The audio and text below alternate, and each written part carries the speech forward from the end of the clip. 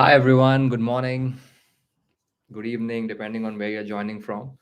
I'm excited to chat with you again about resumes today. So, give me a hi in the chat and tell me where you're joining from before we get started.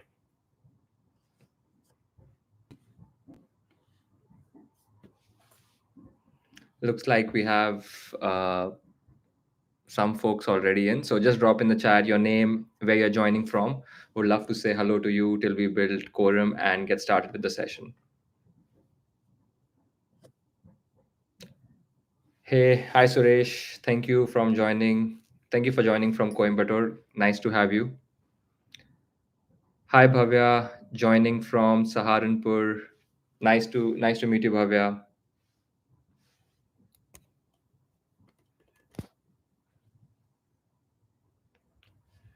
Hi Divyam from Delhi. I remember some of you from the last session, so good to see some folks joining in again.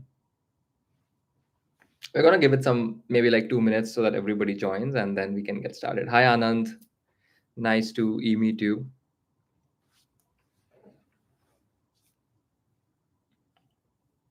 Hi Mayur, how are you doing? Where are you joining from, Mayur? Just put in the chat where you're joining from as well. So yeah, it's good to have a small community where we know where everyone's from. Maybe someday we also will have an in-person meetup. Uh, Hi Mayur, joining from Bangalore, nice. Uh, Hi Jill, you're from joining from Taipei. Oh wow, that's great. We have some international audience as well. Must be, what's the time out there? I assume it will be afternoon or late evening. Nice to have you, Jill. Hi Debbie, you're joining in from Hong Kong. Nice to have you in the session. I remember Debbie. I think we had chatted on LinkedIn, and I think you were in the last session as well. Lovely to have you again. Okay, it's 12:30. Not too late. I'm joining. By the way, I'm joining from San Francisco. So a lot of you may know I'm currently working with Google as a product manager, specifically in YouTube. And right now it's 9:30 p.m. Sorry, apologies again for the delay.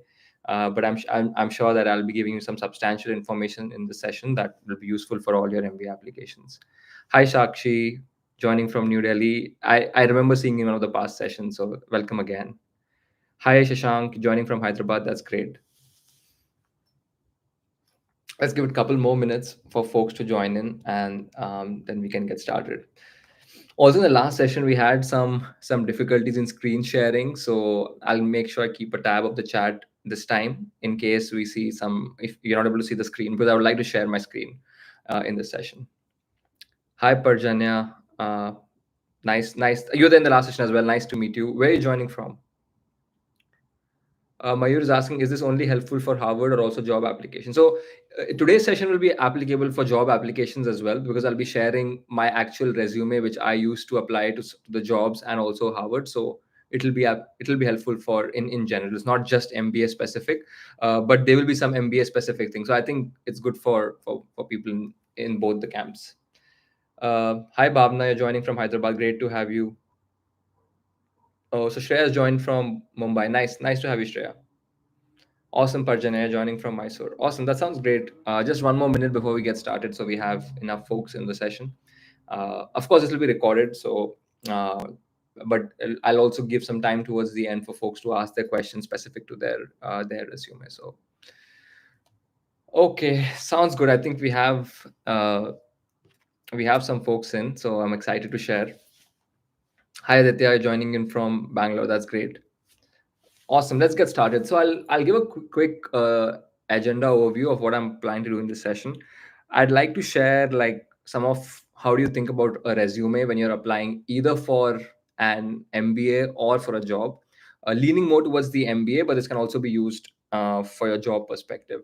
I'll also be sharing exactly the same resume I used to apply to Harvard. So I'm going to show the same one that I exactly applied so that you can also see what I had written in my application. Like some of you who have joined the previous sessions may know that I do not have any blue chip employer in my resume, right?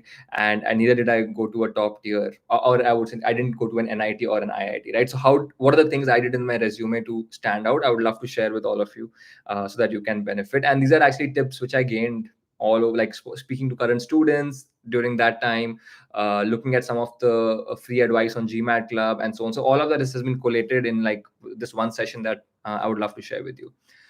Okay, let's get started. I'm going to start this by sharing my resume with you all. So let me just uh, quickly get started with sharing that so you can see it. Okay. Let me share my screen. Uh, okay. I know that there has been. Can you see my screen clearly? Uh, Give me a thumbs up in the chat if you can see the screen clearly, so that I know that everyone's following along. Give me a yes if you can see my screen. Okay, perfect. Like in last time we had. Thanks, Debbie, for confirming that. So one of the things that I want to start in, like, think of this. I'm going to talk through now 10 things, or maybe 8, 9 to 10 things that will be relevant for making a resume, right? And we'll start with the number one thing, which is the structure of the resume. So whatever, be it like you're applying uh, for a job, or you're applying for an MBA, you should definitely have professional experience as a first section. Don't put anything like leadership or community and anything else, right? Start with the professional experience, have a section on education, and the third, what I call additional information. This can be flexible. It could be additional information, it could be leadership, it could be basically what you want it to be, but make sure that you have this 3-tier structure, right? So you start with professional, education, and additional information. Just make sure you have this. So that's the first thing. Second of all, let's understand, how do you structure the resume in terms of how do you fill in the content, right? Now, if you look at it, my resume, which I submitted for my Harvard application, is very heavy on my professional experience. And within my professional experience as well, I have given most importance or most number of s- points to my most recent experience. So that's what you want to do, right? Because in general, your recent experience is considered more valuable. So for example, definitely what you did during your school or during your undergrad is important, but not as much as your professional. So make sure that whenever you're submitting a resume, you're heavily emphasizing of what you did in the more recent past, right? So if you see in my resume, that's what I had done. My last role, in which I was a business analyst, I had like five five different five different points, but for my earlier experience in the same company, I had just two. So give me a yes if this makes sense to you, or if you have any question. I'm going to stop there and we're going to look at various aspects of this resume, and we're going to dissect it. But if you're following along with me till here, just give me a yes in the chat, so that I know that you're following along. And if you have any questions, feel free. I'll definitely take them up. If not, then I'll make sure I get to your questions, right? Okay. Now, the other thing I want to talk about is, once the structure is clear, right? So, first thing we discussed was, let's have professional experience, education, and then additional information, or whatever the school values, right? So, in case of Harvard, this will be leadership, or if a school values more social entrepreneurship, it can be that section. But I put it in the additional section. You can rename that section however you want. Uh, the second thing we discussed was, give more importance to your recent work experience more than the others, right? The third thing I want to talk about is providing context in the resume. So this is something I see missing in a lot of resumes. It's and a couple of people in the community who I had reached out yesterday, I asked them for their resume, and what they told me was, they sent me the resume, and what I found was, they mentioned some of the names of their employers, and they mentioned some of the achievements they've had, but there was very little context. So if you see, I don't know, a lot of the people who are not aware about the construction space may not know too much about Hilti, right? Like, so which is why you see that I have clearly mentioned like what is Hilti, and given context to the reader, that it's okay. Not people will be like, I don't know what Hilti is, but it's actually a $6 billion revenue firm. So when you give context to things, it makes it clear. And why do you want to waste space in your resume by not telling the folks that this is what the company is about? So now, of course, You don't want to mention if you're working at a company which is very well known. Let's say you're working at Amazon. You don't have to describe what Amazon does. Like, it's expected that people will know what Amazon is. But if a company is not super well known, for example, it's a niche startup or a boutique consulting firm, please take time, or like just one line, like, hey, this is where this industry is, this is how much it does in revenue. It provides solutions for the construction industry. That just puts things in context, right?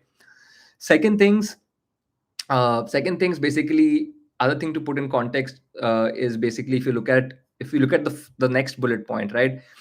I have emphasized something very interesting here, right? Like, I mentioned both the things. I mentioned the percentage and also the number. The reason I say it, because sometimes if I just said like a 20% increase in sales, that just that just looks to me as, okay, if the sale was just like, I don't know, 100,000, that's $20,000 of increase, right? But if the sales are much bigger, then that revenue number is put into context. So every point that you have, try to like give as much context as you can around it, right? So for the idea is, if a company is just starting out, unlocking a deal worth $50,000 may mean a lot than for a company which is, let's say, a very huge company, or maybe like Google, right? So putting things in context is extremely important. And wherever you get the chance to resume, you should definitely do that. I saw some of the resumes that were shared with me, and we'll look at one of them towards the end of the session as well, where we will see what are the things missing in that resume. So towards the end, we'll do an exercise where all of you will look at a member of the community who has shared her resume, and we'll be looking at how do we improve it based on the tips that we have taken in this session, right? So keep watching till we complete all the tips, and then share on how we can improve that candidate's resume, and give your critique. So very important to put things in context, and you see that in this resume. I've done that across the different points, right? So I'll stop here again for 20 seconds, take a break. Let me know if you have any questions thus far.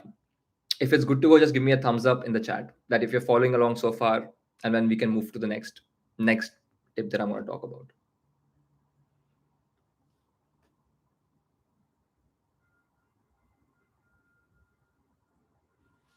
If it's all good, just give me a thumbs up. If you have any questions, put it in the chat. We're going to be discussing now more different. Yeah, I have a thumbs up from Charu. I'll take a question here from Bhavya. I'm working as a software engineer, which is a service-based company.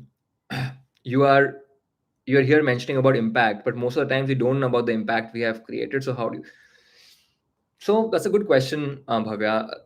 In general, I feel you need to do some digging into what impact could be for your role or for your firm, right? Like, I'm sure that you may be working with a client, and if you have implemented a solution for them, it's, I think, pretty much like you can see some impact, right? It can help you save some money, or it can help you grow sales, or it can also be a qualitative impact. It doesn't have to be, sometimes it's not easy to get a number, so you can always say expected 20% increase in sales. You don't have to say actual 20%, right? Estimated 10% increase, or estimated 10% in cost savings. So I would just say that it's definitely possible to get impact if you think about going deeper, and impact doesn't have to be numbers always.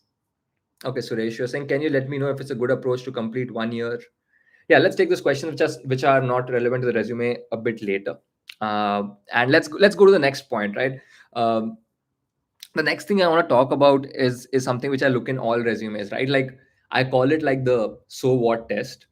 So read every line in your resume and ask yourself whether you would be asking yourself the question, so what, and if you would have the answer to that or not.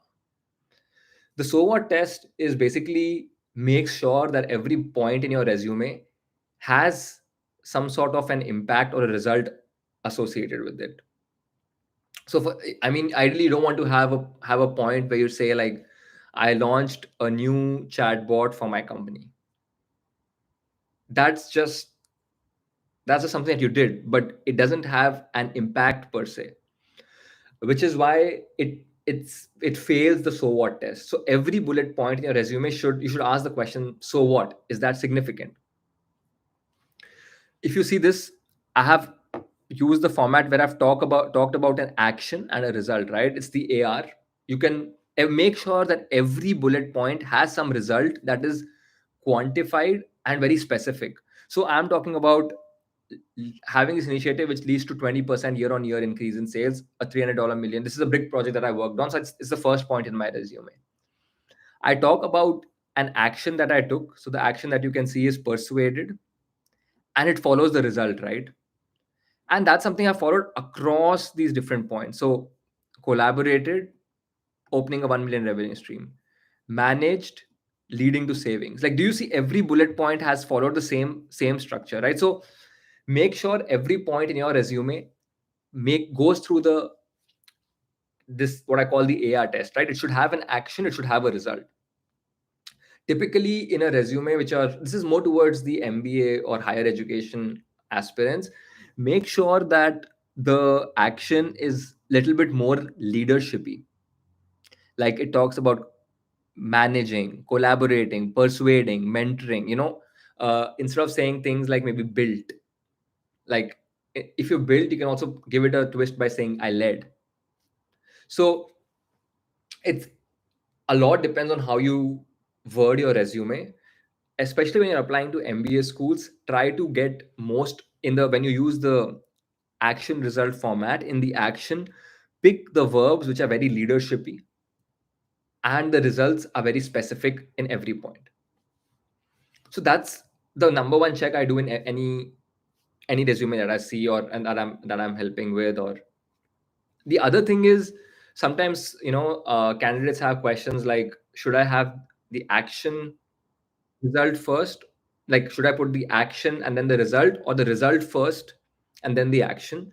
The general tip around that is, like, what's more exciting for you? Like, did you think that, so for example, in this case, persuading the CXO is a big deal, probably bigger than like driving an increase in sales, right?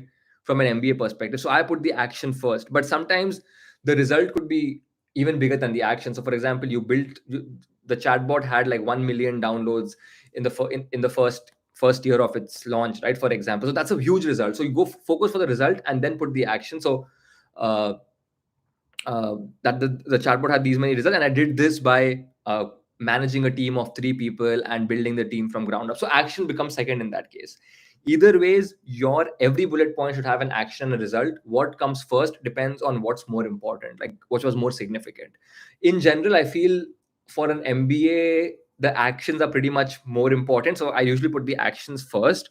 But in some cases, the results could be phenomenal, so you can go with results and then action, right? Okay, give me a yes in the chat if it's all good so far, and if you have any questions, put it along in the chat about this AR action result action format. I'll take up that question. Uh, if it's good so far, then I'm going to go ahead and talk about some other things right in the resume. The other thing, the next tip, right, in terms of always try to show progression in your resume. So people, like, I know that MIT, for example, loves, in fact, it asks like, show us the different positions that you have had and who all have, you have to actually submit an org chart. At least this was the case 2 years back. Where are you exactly in your org chart, right? They want to see how you have grown over the years in the same company. If you started in the same one role, let's say you started as a software engineer, after 5 years, are you still a software engineer, or have you been promoted? The way you highlight promotions in any of these resumes is by changing the title of, like, so if you said like what I did here was, there's subtle ways of doing it, right? So I said data scientist in the Southeast Asia team, and then I was like, I moved to the data scientist as a global team. Now that just shows that increase in responsibility without necessarily telling that, hey, I was promoted. And then I changed it to a business analyst, right? Like, it could be something like, if you're working in consulting, it could be started off as an analyst, and then you became an associate, and then became a senior associate. So showing that progression is super helpful and helps the adcom see, oh, this person has been promoted thrice. Even though I don't never literally, you don't have to write it all the time, but showing that progression is super helpful.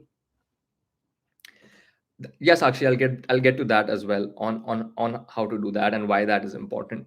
But at the end, if there was a significant achievement in your career, so if you're promoted, right, or if you're about to be promoted, mention that in your resume. So in this case, application for Harvard was in round two, due on Jan, like early Jan, and my promotion was due. So you can definitely mention that I'm gonna be promoted to a new role in Switzerland during this time, right? So that's how you would do it. So always, wherever you get a chance in your resume, for sure, 100% show that progression wherever you can. The next part I want to talk about is just a lot of this is more specific. If you're working in a very niche or a very niche domain, or like let's say a domain which is very technical, you have to abstract out all the technical details, right? Don't put in jargons. I mean, I don't want to see any resumes which have technical jargon, like even the mention of terms which may not be familiar to the reader. So I'll tell you one thing, right? In this product innovation, for those software engineers, what I actually did was basically this. We actually improved the API's latency, which basically meant we basically moved from a monolithic architecture to an event-driven architecture. That's a very technical thing to write. I never even mentioned any of those terms in this point. I abstracted them out. I didn't mention the term API in this point. Like, hey, I made this API which was amazing. And the point being, you don't have to go into these technical jargon because you will lose your reader.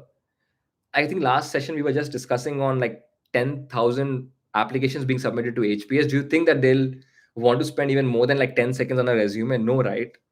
So don't waste that space by talking, abstract as much technical jargon and put as many business metrics as you can, because this is a business school application. This advice is very specific for MBA, not for jobs in general. If you're applying for a software engineer job, of course you want to put those very specific technical things, but just for this you have to abstract them out. The next thing I think which Sakshi was asking, right? You see what I have done here, right? Like, even though I worked as a business analyst, I have basically made it easier for the reader to see that within business analyst I had like done 6 different things. It just helps put things into context where the admissions committee is like, oh, this person is a business analyst but has also done product innovation, collaboration, stakeholder management, mentorship, and talent management. The way you do it is, try to think of like, have your like the resume that you have right now, write on all the bullet points for that role, and then you try to cluster them according to similar things, right? So for example, anything that you did around like talent management or like helping in hiring, put that as a category. Like, I call these like categories within a job description. Definitely add those so that anybody who's reading it is quick to see, okay, I don't have to read the entire point. I know this person can do stakeholder management, mentorship, talent management, collaboration, so on and so forth. Again, this is very specific to business school, by the way. I think I wouldn't do this for uh, my job application necessarily. But you see, and also within each of these things are also not same across different roles, right? So if you look, I talked about product innovation here, but then I talked about product vision in a different role, and then product pilot in a different role. The good thing is it shows that I did work on product, but it shows different aspects. There's a pilot in one, more about the vision in one, and more about like innovation in one. That's how you can capture the attention and have these buckets, as they are called, to make it very clear for the person who's reading your resume that, oh, this person has done like so many different things. I can see, compared to anybody else who's a business analyst and doesn't have these different facets. So always try to have different facets, and ideally have more of them in the more recent role. But you can always like list down all your points and then group them accordingly and then put them together. So sometimes it may make sense to have 2 bullet points under the same bucket. That's completely fine. I'm going to stop here and take some questions from the chat now, just to see what for any if folks have any questions. Um, yeah, I've answered. Is it better? Parjanya is asking 2 years of experience here. Is it better to say that you were a trainee for 6 months and then SD, or just SD is fine? I think I think you should definitely show progression, right? Like, not every trainee becomes a SD, right? So like SD stands for software development engineer for those. Uh, so if you were a trainee and you became as SD, that shows that you progressed, and I would definitely put that in. And started as a trainee among the top 50, among the top 10% to get promoted to ST, so that they should know it's difficult to get and become an ST, right? Like that's what you should do. Sayan is asking, is it always necessary to have a single page resume? Okay, good question, Sayan.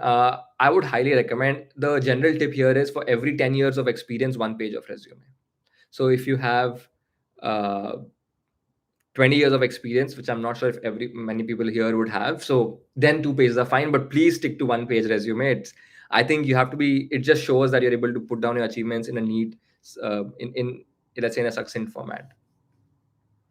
Charu is asking, if one has switched multiple jobs, is it considered red flag? I don't think so. uh, I mean, if you have shift, like moved jobs every 1 month, then yes, of course. But if somebody was in a job for like 8 months and then moved after another 8 months, as long as you can justify that move in your story or in the resume, that took on more responsibility, so I moved, that's completely fine. Awesome. So I think had I've answered the questions in the chat, and we'll move on now. So I know that these are different things, so you can always rewatch the video. I'll make it available, especially to folks in the community. If you have any other questions, you can always put them in the WhatsApp or the Discord, and I'll take a look at them and answer. But I think we'll move to the next. We'll move to the next part about the whole resume. So we talked about the whole structure and having the action result, putting things into context. We also discussed, I think importantly, having it all in one page. Let's talk a little bit more now about what do you want to put in the education section, right? Like education is very important. So in education section, definitely try to put in things were which I call like spikes in your resume, right?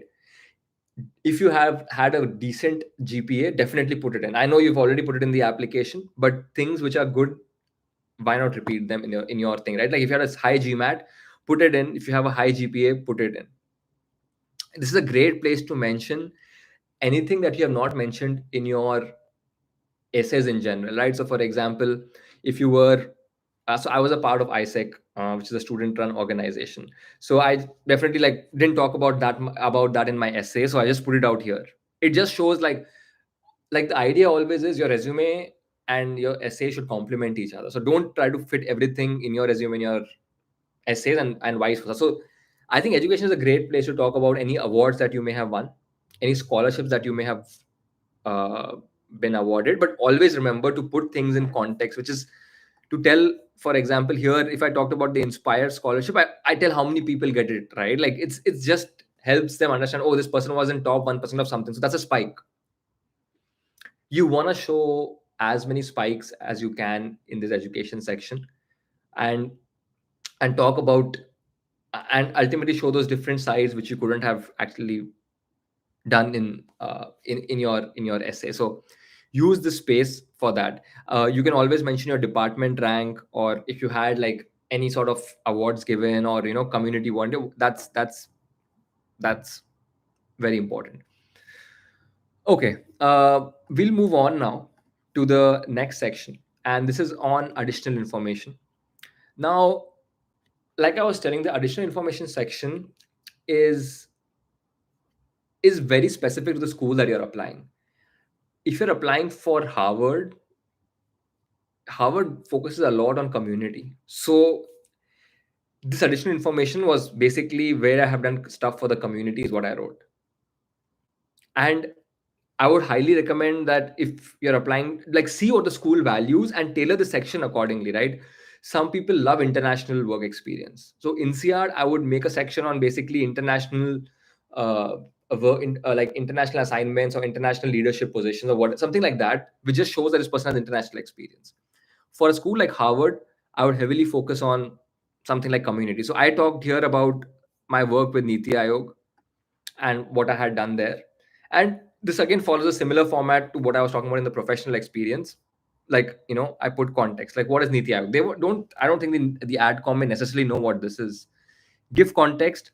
Talk about all the community. I just talked about community stuff here, even though this is what was additional information. But I just want to talk about my community. Like, I work for this NGO and it just goes on to show where you are highlighting that community aspect, or the aspect which is beyond just your professional experience or education. that's very important from for a Harvard perspective. But if the school was different, I'd change it accordingly, right? I'd change it. I'd keep the section very flexible to add in things, remove things that some schools love entrepreneurial experience. So if you had a startup that didn't work out and you felt like your professional experience was big enough to not have that, you can definitely say I started something right out of my college, raised this much money, or I didn't raise this much money, but I had this result. So it would be great for a school like Stanford, for example, which loves entrepreneurship. So use this section as you would feel comfortable. I'll pause for a minute now, and for all of you watching, I'd appreciate if you can give this video a like. I think because I just want to create this community where you guys can support me by watching, and I'll continue to make such videos. I don't have any other incentive to make them, so would really appreciate if you can give this video a like, and if you have any questions, I'll take them. But for the content part, more or less in terms of the resume, these are mostly the general tips, right, that I wanted to share. I'll be taking questions now in the second half of this live session. But if there are specific questions, we'll also be looking at a resume of a candidate where you guys now can give feedback on how you would improve it. So I'll be sharing that in some time, but I'll take some time now and I'll go through the questions. If anybody has, read the resume, ask me any questions that you have, and if something I've not covered, I'll share more about that. So put it in the chat, things that you want me to answer. This can be specific questions. Keep it to the resume as much as possible. So I'm going to take the first question from Vinayak, who said, uh, I have worked in a construction company and wanted to prepare 3 different resumes. How can I tweak CV points accordingly, highlighting the impact? So for a job description, I think it makes sense if you're applying, if you are like applying for 3 different roles, uh, like marketing, strategy, and product management, you should definitely have 3 different flavors of your resume, focusing on each.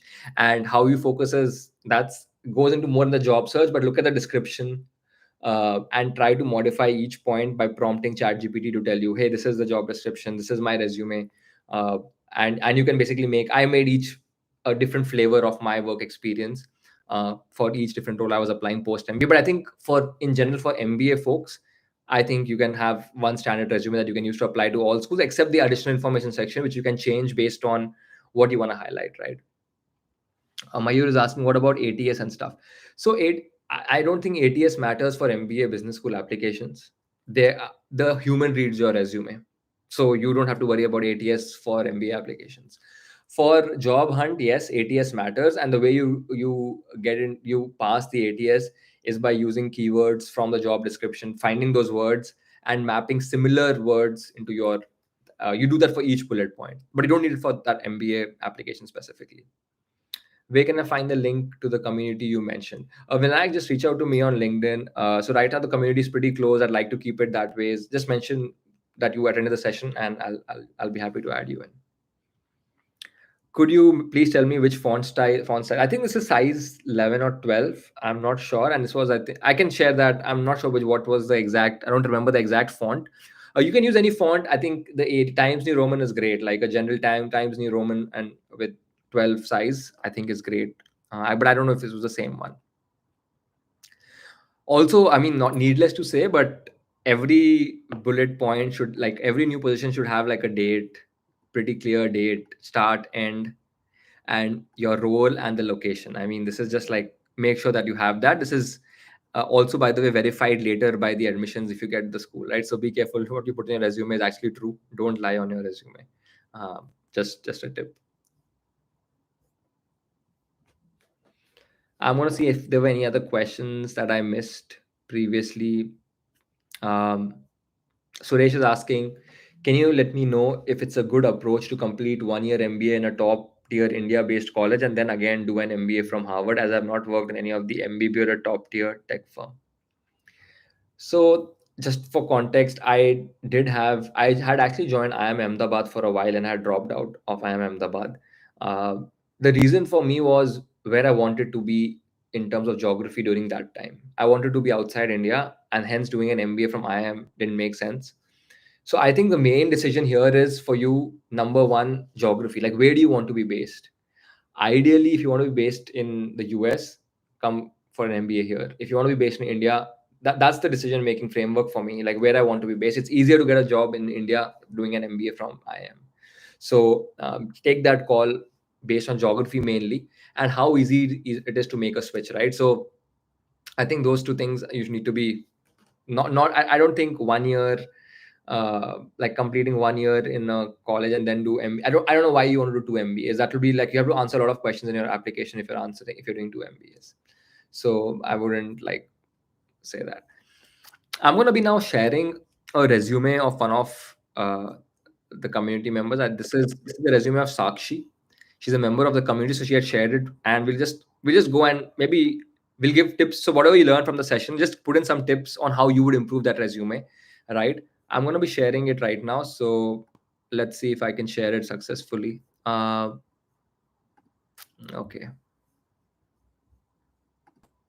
Uh, all right. Give me a yes in the chat if you can see Sakshi's resume. This is a resume she's going to be applying for her MBA. So we're going to be working on it together. So you're going to be giving me feedback on what you feel could be improved in this resume. Okay, let's go. So yeah, let's all take like 2 minutes to think, see like whatever we discussed in the session today, right? Let's give her like 5 tips to improve her resume, things that she could do better, and all from the tips that we did in the session. Let's use that to help her, and I think this will be helpful for anybody else as well, right? So take 2 minutes. I'll be seeing the chat, and I'll try to keep my feedback minimal. I'll share a few things if I feel that was not covered by the chat, but ideally I'd want all the people in this chat to help Sakshi out with her resume.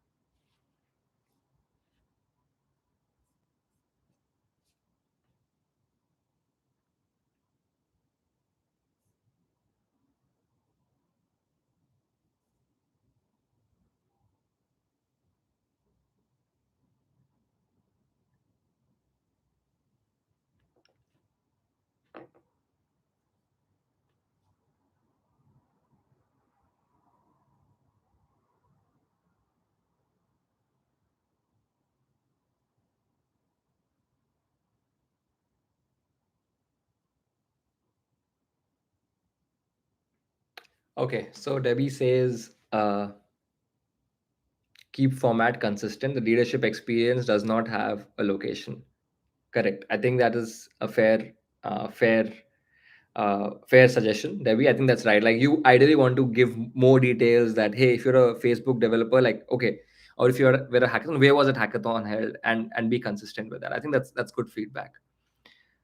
Uh, Charu says from the resume, it takes time to make out total years of experience as college pass date is not mentioned. Yes, that's good feedback. Like that's great, right? Because if you in your education, you definitely want to add when did you start and when did you end, right? Super important. That's very good feedback, I think. Uh, Debbie, you are right. I was gonna mention the same thing. You need to add more context to the companies, right? So in your resume, if I see something like monster.com, like okay, how big is this, right? Like or found it, like I'm not sure if adcoms would have heard of founded, so how big it is, how much money has it raised, what's the current valuation, like it could be any other thing, but give or what space is it in, right? Like I'm not sure.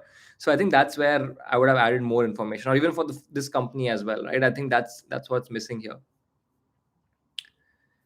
Yes, Suresh, I think you nailed it there. Replacing technical terms with more general words. Like if you mention like for an MBA application, API based ERP integration, I don't think the adcom would want to like go and look up what ERP means or API means. I think API is common today as people who understand technology, but adcoms may not understand that. So I feel like this way you're putting a lot of cognitive load on the adcom to understand what this means and then read the uh, entire point. So I felt that there's a lot of technical jargon here, right? Like O2C is relevant, but you don't want to mention like Angular JS, MongoDB, Azure, and stuff like that. I think it just distracts from your more. You're applying for business school. They're looking for business leaders. Like yes, you should have technical acumen as well, but is that what you want to focus on? I think that's something to think about, right? I think that's good feedback, Suresh. Yeah, Vinayak also hit on the same thing, right? Course duration. I think also one more thing that I would like to mention is I do see a lot of action result. Like you have mentioned a lot of things that which is good, but I also think you have used bold way too much, right? Like I don't think you should use scalable mean stack application. Like you don't have to bold everything, right? I think that's one feedback, right? Like think about the user, like, or the app admission consultant. You want to make it easy for them to read. You don't want to like give them, hey, this is like my 3 4 page 4 line bullet point, right? I think a lot of my bullet point are like running into 3 lines. It's I would just simplify them, right? Like led end-to-end tax engine implementation with API based integration in a fully client. I just feel like you lose the user at that point. So I definitely wouldn't do that, and I would just simplify the point saying that uh, managed a team of X, or led the implementation of the tool that saved the company, like improved the revenue impact was so and so, because we improved the processing speed by 30%. I think that's enough. You don't have to give all this information. You have to save the space, and I think there's a lot of wasted space in this resume with a lot of technical jargon that can be improved. Uh, Yeah, I think Mitasha is saying the same thing, right? The bullet point feels a bit dense. Maybe break each one of them into to make it easier to digest. And then Charu says, should internship and full time be together? I think that's a good question. In general, you don't like. I just feel unless your work in internship was significant or it was like something a very big company that you want to mention, you can always mention that as part of your application and leave the space here for full time experience in general. Uh, especially if the internship was during the school, you can also mention it in your education section. That's fine because you were studying at that time. But in general, like try to not have intern, especially if you have more work experience. Yeah, okay, Aditya. I'm going to be taking a question in the chat. By the way, thanks, Sakshi, for sharing your resume. Appreciate it. And thanks, everybody, for helping out. Really great feedback. I think that was the essence of the session today, right? Like, how should we think about a resume? Which is, I want to share my resume, which I submitted to Harvard, so that you can also, like, take away from that. So, Aditya is asking a question.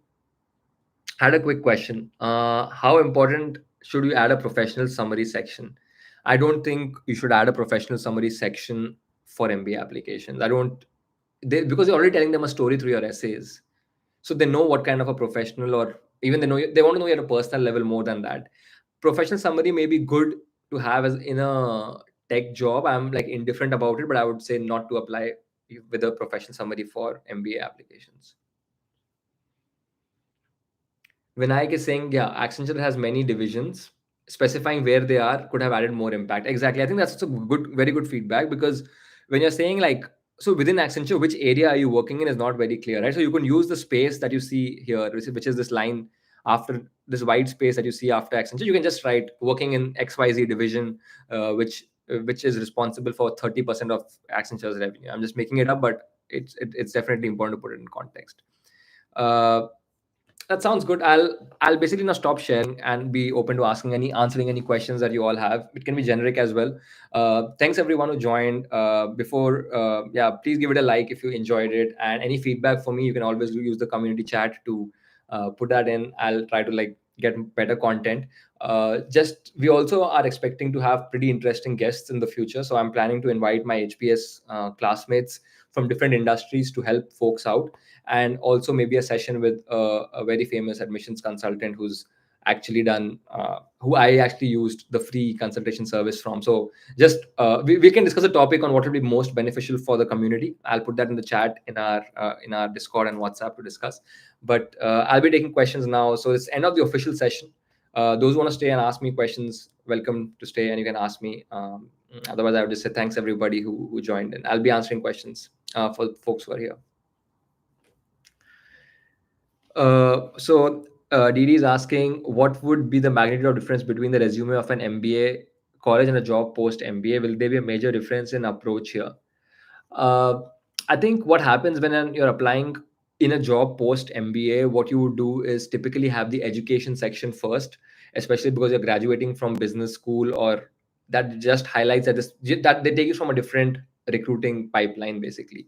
There is not much difference really, except I would add, like, depending on the role that I'm applying to, I'll emphasize those features more. So typically what you want to do is you want to have your resume catered very specifically to that job. So if, for example, if you are working in tech and you're trying to probably enter into product, you may want to highlight some of those technical skills more. Whereas if you're going into consulting, you want to tone down the tech stuff and talk about more the business or more consulting stuff. So it really, you would definitely want to like cater it around. It's not exactly the same. You would have to do a rework of the resume, but it's not like 30 like a complete changeover, but I would say minor tweaks. Debbie's asking, just curious, what is the experience of the age range of your MBA classmates? How many years of work experience they have? That's a good question, Debbie. So, in general, it depends. Typically, for MBA in the US, you want to have about 4 to 6 years of work experience. I had classmates who had 3 years as well, and classmates who had 7 to 8 years as well. But in general, 4 to 6 years is the sweet spot where you want to have. In terms of an MBA in India, like IIMs, you don't even need work experience, and ISP has 2 years. So it's a in general in international MBA, I would highly recommend having 4 to 6 years of OX. We have a question on how important. Vinayak is asking how important is to not have white spaces. At my at my B school, they put a, yeah. I mean, I wouldn't like stress too much about it, but don't like waste space where you don't have to waste. Like, so definitely add context where you can use the space judiciously. I think it's important, but don't. I just feel like just for covering the white space, don't make it look cluttered. I think what like distract somebody would be just like a cluttered, dense resume where they don't want to read it. So just don't compromise like readability of the resume. Jill is asking a question. Would be interested how scoring a high GMAT would be interested how scoring a high GMAT is prepared. Wonder this would be one of the sessions in the future. Yeah, I did have a poll in the community where students. I see a lot of students on the GMAT prep stage. So I can definitely talk about like my GMAT journey, and if people want a session specifically on the tactical part of it. So how do you tackle critical reasoning and reading comprehension? I think those have still stayed the same as the core parts of the exam in verbal section. I'm happy to talk about those. I'll depends on when I'd make time for it, but I can talk more about my GMAT journey if that's helpful for the students here. Hi, what's the minimum GMAT score required for Ivy League schools to increase my chances of getting selected? So this information is very specific to each school. What I would highly recommend is going to the school's website and looking at the average class profile and seeing what was the median scores. For Harvard, when I was applying, it was a 95th percentile score, if I remember. It was a 740 on the in the 800 version of the exam, and a desired split as well, right? So those are just a median. It's not that you have to have it, but it's recommended, especially if you're in a competitive pool. Like if you're coming from a competitive pool, having like 20 points more than that, as just to be safe for your apply. For the question is from Piyush. Hi Piyush. For B school placement, students don't have the liberty to change resumes for each job application. So what things should we consider while making the resume? Okay, I'm surprised. So first of all, why are so maybe it works recruiting works differently in India. I assume you're talking about an Indian B school. Uh, in the US, it's not the responsibility of the school to get you placed. You have your own independent networking, your own independent search. You can apply via LinkedIn, via external sources, so you can cater your resume as you may like. There's a resume book, which is shared with the employers. In that scenario, what you want to do is have the more like pick one industry where you really want to go to and just make that. So, for example, if you're really interested in product management, mention I'm applying to product management and just talk about product management in that resume so that you have a high chance of getting selected. So you have to pick the job that you really want, but keep applying externally and having your different set of resumes. Gautam says, if we consider all current scenario, would what do you think MBA from India or MBA from abroad is more worth? That's I would say it really boils down to number one, what are your goals, right? Like that's number one thing, right? You may want to live in India because you feel that you want to be closer to family. You may feel that you want to be in the US to get global exposure. and that will help you later on. So it really depends on what your personal goal is. That's the first thing I'll think about, right? Like, what's my personal goal? Life is very different in India versus the US, right? Like, it depends on what you value more. Where in the career, like, what is your career aspiration? Uh, like I was telling, if you are into investing, you may want to go back to India and stay in India, because if India is a geography where you want to like develop expertise, because that's your goal, to become an expert in the India sector. So it may not make sense to do an MBA abroad. It like I said, it's very specific. So if you can share maybe more in your background, and we can take it up separately, I'm happy to answer. But it's yeah, like I did discuss in the, so check out the first episode where I talked about the ROI on how much the MBA costs from Harvard, and scholarship options for Indian applicants. That will be helpful to make a call on.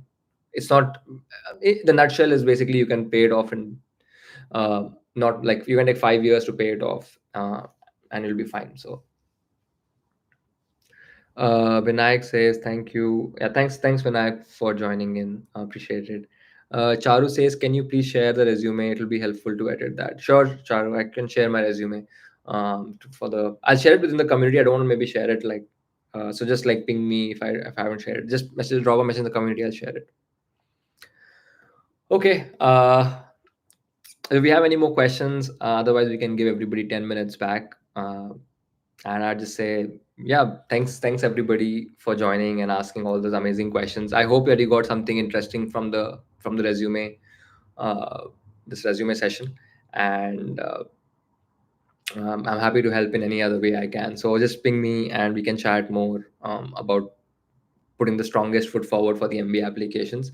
I'm excited for all of you. I think you're asking great questions on the right track. Especially, I saw a lot of people have some few years still to go for the MBA, so I'm excited for all of you, those who are like taking the steps early. So really appreciate it, and yeah, thanks for making the time on a Sunday. I know it's not that easy, so do give a like to this video if you haven't, and consider subscribing. We have already hit 1200, and I would love to like help this reach as many people as it can. So thanks a lot. Thanks. Yeah, feel free to also to join if you're interested in joining the community. You feel this is valuable, you can ping me on LinkedIn if you're not in the community already, and I'll make sure uh, uh, I can get someone in. So awesome. Thanks, Sakshi. I'm glad that it was helpful. uh, Thank you, Bhavya. Thanks Parjanya. Appreciate it. Thank you. Means a lot. Like, these messages mean a lot, so thank you so much, folks. All right. Have a good evening, all of you. Have a good morning. So it's good. It's night for me, but morning for you. So enjoy your Sunday. Take care, and let's nail those admits, and always believe in yourself. Take care. Bye.